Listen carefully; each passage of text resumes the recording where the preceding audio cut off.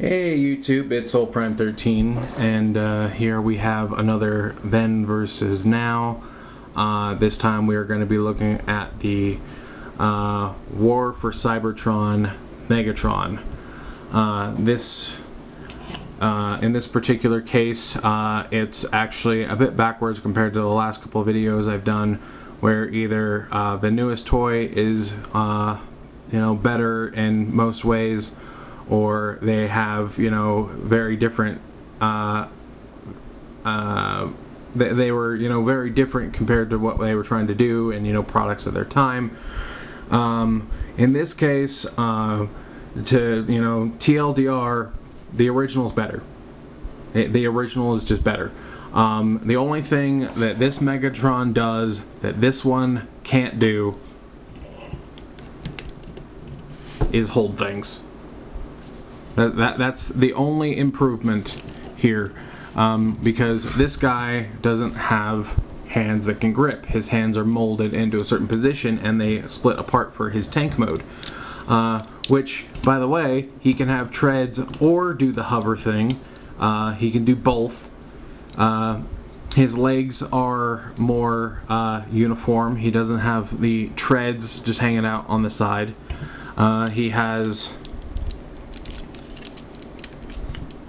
actual knees.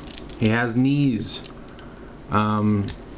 His cannon is just so much better. He does come with a missile. I don't know where, well, I know where it is. I have a baggie of all my missiles, but these cannons are completely different. Yeah, this this joint's a little loose. Yeah, sure, this one can do the whole replace the arm thing, but it looks so basic. It's just a black tube comparatively. I'm all for the hand replacing weapon option, but when the weapon doesn't look very good, or is just really kind of boring, I'm hard pressed to say it's better. And yeah, loose joint. All my other ones don't have that loose of a joint for this part. I usually keep him in tank mode, displayed with other Cybertronian mode vehicles. But yeah, this guy's got a big cannon, which does also come off. I mean, even the cannon's like way bigger, way more detail here. This here is actually on his shoulder in this case for the tank mode, because yeah, like that entire arm becomes the tank barrel, so to speak. But yeah, and remember this? How they had the insignia in the back?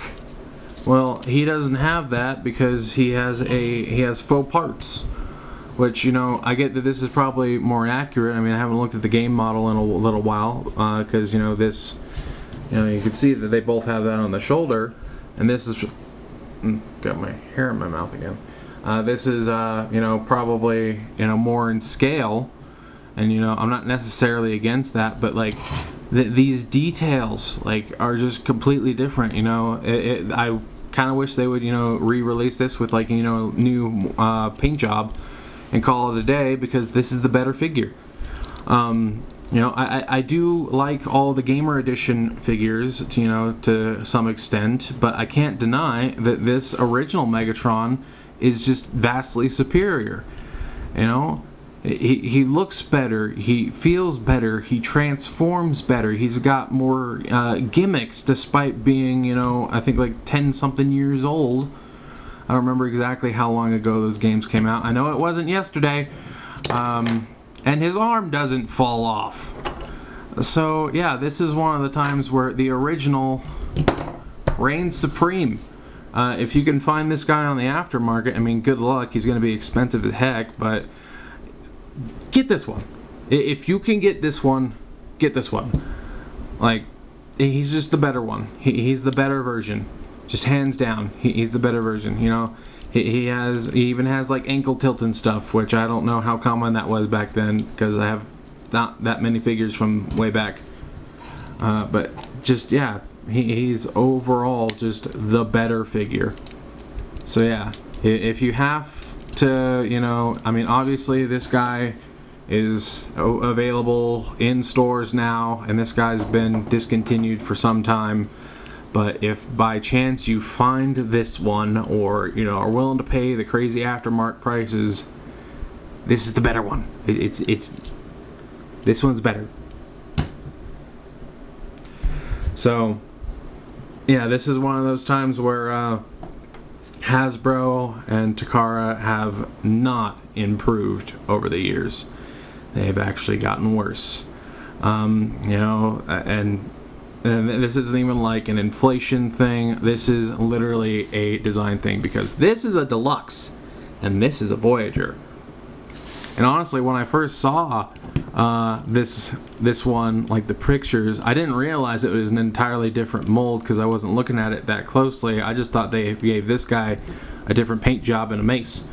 And honestly, that would have been better. That would have been better than what they actually did here. Like, this figure, it's not the worst thing ever, but it is worse. There is no denying that it is worse. And out of all the Gamer Edition figures, I probably would say that he is, well, I don't know if he's worse than Bumblebee. The Bumblebee molds have been pretty atrocious, both the old and the new. I don't currently have the original version, but I've heard stories about it. So yeah, that's just the plain truth about it. The original holds retains its title as the best of the two figures we have. I know that there's at least one third-party version of this character, although I believe it's the Planet X, and I believe that was the Fall of Cybertron, not the War for Cybertron version. So it's technically a different design, but same character. But yeah, the original is better.